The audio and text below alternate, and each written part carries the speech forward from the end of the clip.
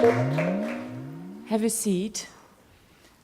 Because we were thinking that the theaters of Europe that are within the ETC, many of our houses have operas as well, since we are several branches theaters, but also we can learn a lot from each other since we are running venues that are having live performances, and especially also that we can see how we can reach audiences differently with joint knowledge and sharing information and sharing also what you've learned so far and how we can connect better. And I think for this we decided, let's team up on a strategic partnership that I would really, like to inform you now here that we are planning to work together in the future, closer, to get to know each other and each other's work. And I would like to ask you, tell us a little bit about your work that you did in Opera Europa and also what you've learned with your big opera platform so far. 14 years ago, Opera Europa was a small association with 38 opera house members, with a little office in a disused military base in Strasbourg, with half a secretary, and it was in effect managed by a board of opera directors who were far too busy to manage it. Today, as a result of the decision of those directors to professionalize it and engage a small executive team, we have 170 members in 42 countries. The majority of them are, of course, within the European Union, but you can work out that some of those countries are outside the European Union, and we deliberately take a pretty wide view of what Europe is. I give you that little bit of history simply to say, why has the association expanded to that extent over the last decade or more? And I think there are two big answers. The first is that in times of trouble, people do come together. And I guess that initially it was simply, how can we afford to make enough productions? Okay, we better team up and network and make some co-productions. And then people find that actually you don't just want to talk about co-productions. And I was going to say this is something that is more prevalent in the opera field than in the spoken theatre, until I've just seen those three presentations, which are all about co-productions. So clearly you're much more ahead of it than I had imagined. But what we discovered was that actually there are many other areas where sharing information can help better practice, whether it is to do with technical matters or marketing or labor relations or whatever. And as a result, we now have two big events a year, and Dubravka and Heidi came to our last one in Berlin, which was where they approached me about the possibility of a strategic partnership. And in Berlin, as in Amsterdam before, we had probably 400 delegates. What we've added to those is several much smaller meetings where specialist groups, there are now 8 or 10 of them, can sit down in smaller groups in a circle and discuss in greater depth issues that they've got. And I've just come this morning from Amsterdam, where our human resources group had a very interesting debate yesterday about change management. When Dubravka and Heidi approached me about this possibility, it took me about 5 minutes to say yes, because it was obvious to me that we are in the same business. Opera has a lot of pretensions, but actually it's simply theatre. Or rather not quite simply theatre. There are some musicians who pretend that it isn't theatre, of course, but it is. All the great composers, from Monteverdi through Mozart and Wagner and Verdi, thought of it as theatre, as drama. But it's, I suppose, theatre plus, because it's theatre with music. And by with music, I don't mean a film soundtrack. I mean music that actually creates the drama. But we are in the same business, and we're not in a competitive business. And being in Germany makes me more aware than in any other country of how interlinked they are, because of the wonderful tradition in Germany of the Dreispartenhaus or the Vierspartenhaus, where you program together opera and dance and spoken theatre and all manner of other things. And the purpose of it is to come together to offer your population a complete cultural experience, a choice. The second thing, which I think explains the expansion of Opera Europa over the last decade, is the internet. When I think about it now, I couldn't possibly have done the job I do 20 years ago. Probably even 10 years ago. It was pretty basic. But what the internet has meant, that time changes and distance don't really matter. It is quite easy for me to communicate with my members in Minsk or Kiev or Athens. And that in turn has enabled us to provide a number of services which aren't based on coming together in conferences and going to the expense and inconvenience of flight delays and all those kind of things, that you develop databases and other online activities which you can share, some of which completely openly, and anyone can log on to them. Others, where the information is sensitive through password protection, if it's talking about future plans or detailed budgets or whatever. But it means that there's this big international community able to communicate on a daily basis, as well as every six months or so. The next step from that, and you, I'm sure, are already ahead of me, is that this is also a way of speaking and engaging with our audiences. I wholeheartedly agree with what Barbara Gessler was saying at the beginning, that the development of online activities for opera or drama is not in any sense a replacement of live theatre. It complements it. In fact, it doesn't just complement it, it aids and abets it. And the evidence is, despite those who like to pretend that all technology is going to be the death of theatre, and those people have existed since the creation of the gramophone in the early years of the 20th century, or television. It was always going to be the end of live theatre, wasn't it? And the funny thing was not only was it not the end of live theatre, it was the major factor in democratizing live theatre. It made it much more widely available.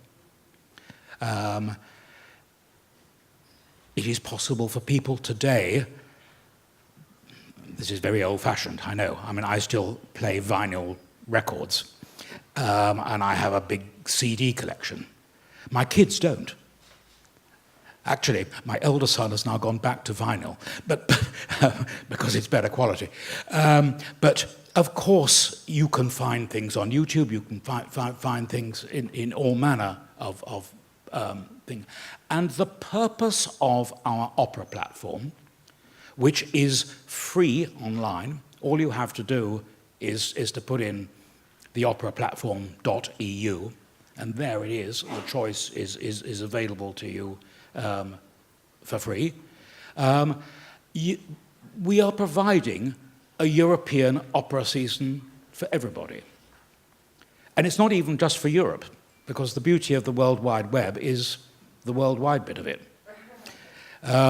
And so you find that actually we have an audience in the United States and Southern America and Korea and Ukraine, and because you can't stop it getting out. The experiment with the Opera platform, which is in a way a precursor of what you're doing, although yours is subtly different in a way that I find very interesting,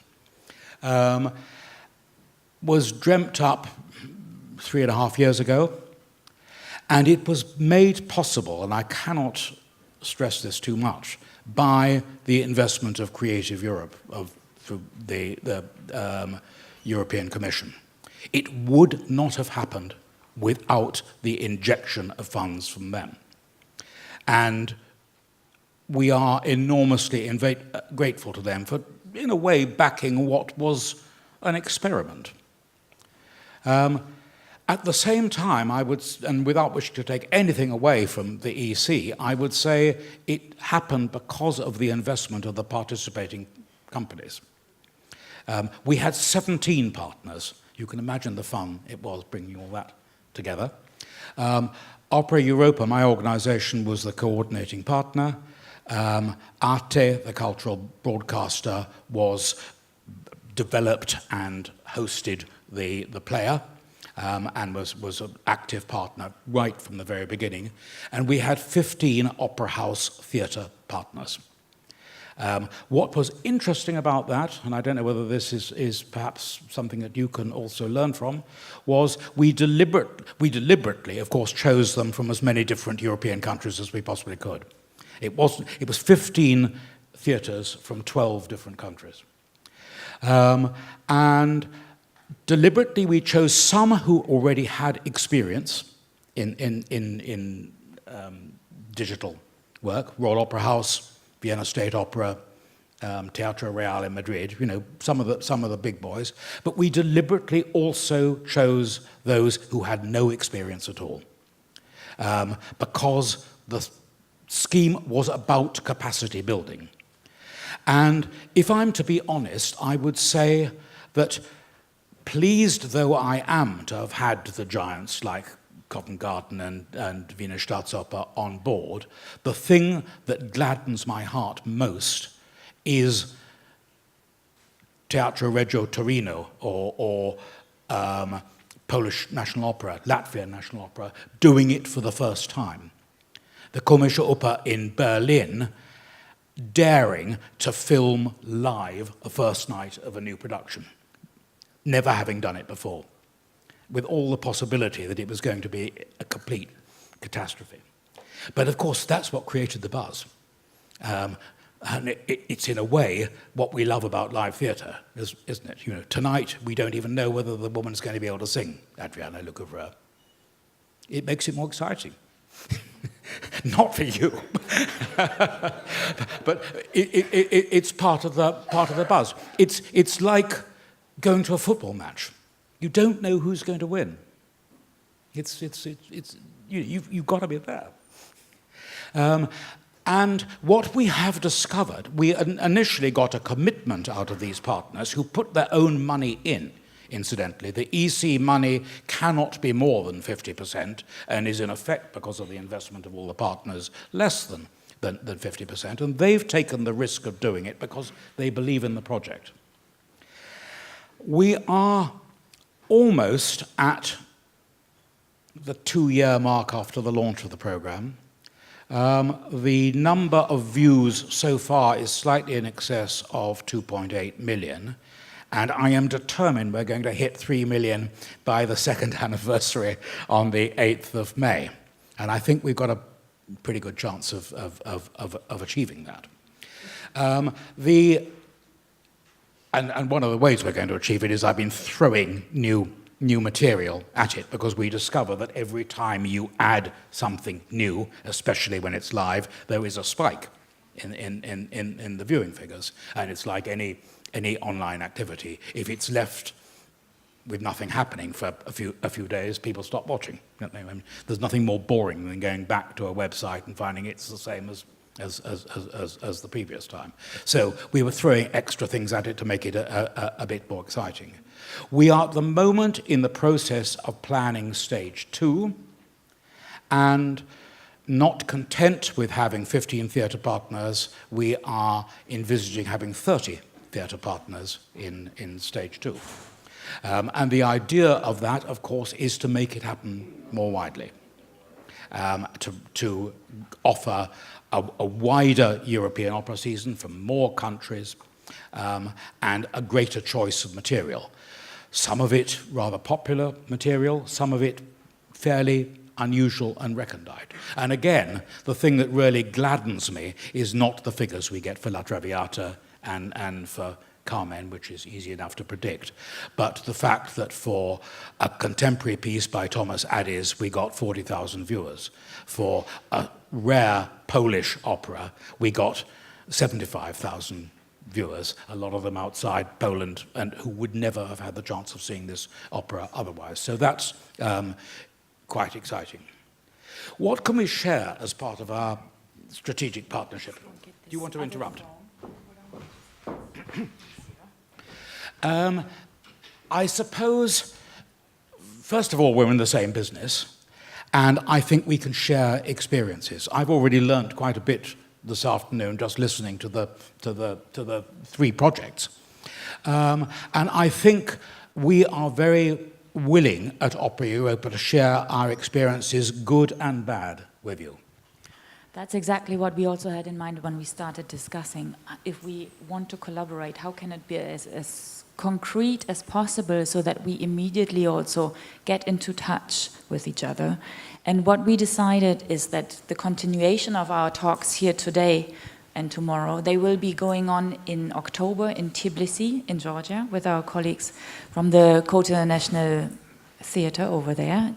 Jeka and Nutsa are here with us, when we want to explore also the big topic that we haven't been able to touch upon here now because it's simply too much, on live streaming and digital audiences.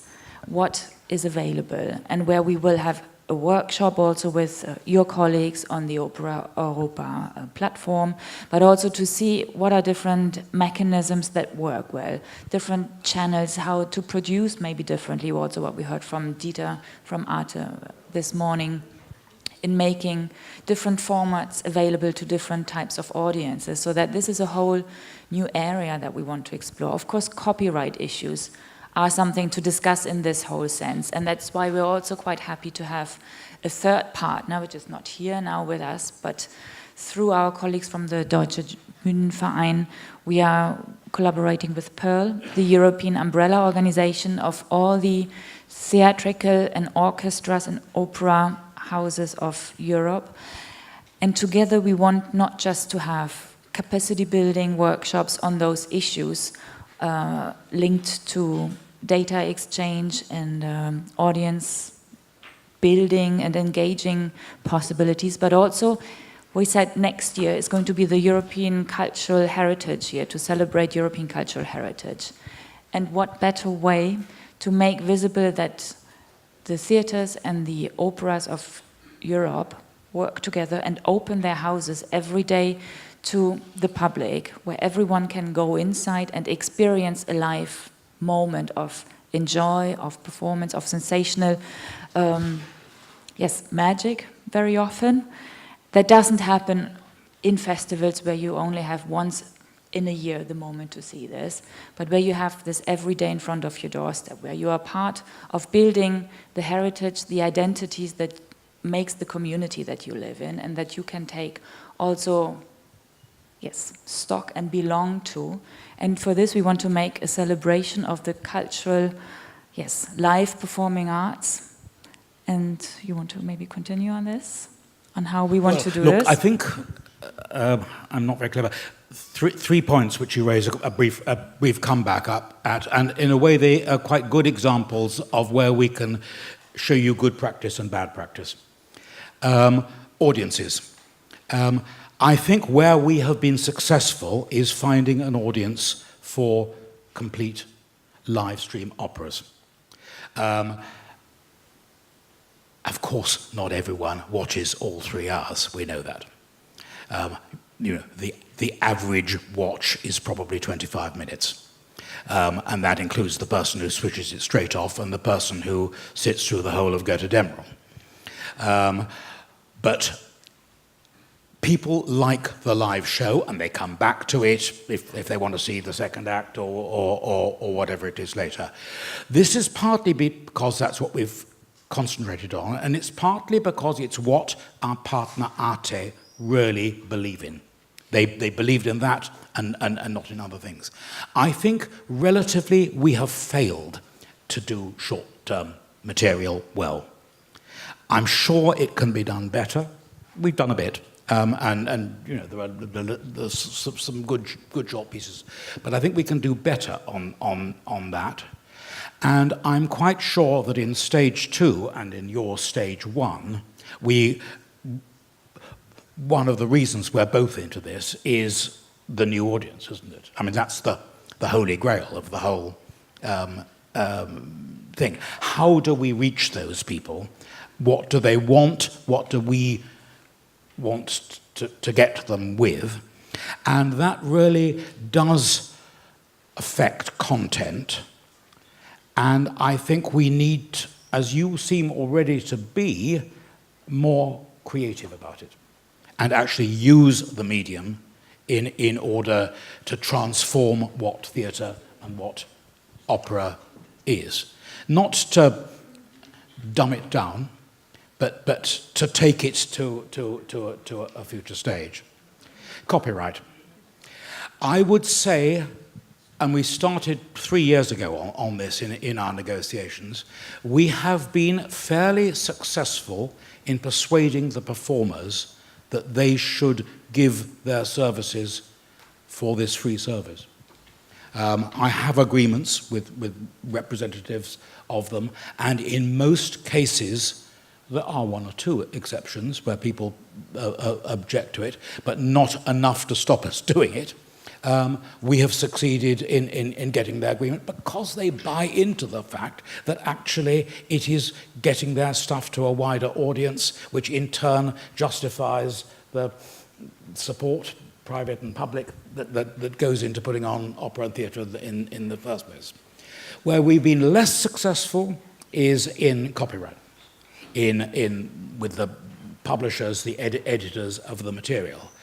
I won't say we've had no success, because we have, and there have been some nasty set twos where we have failed to reach agreement, and we've therefore taken the thing off the screen and replaced it with something more boring.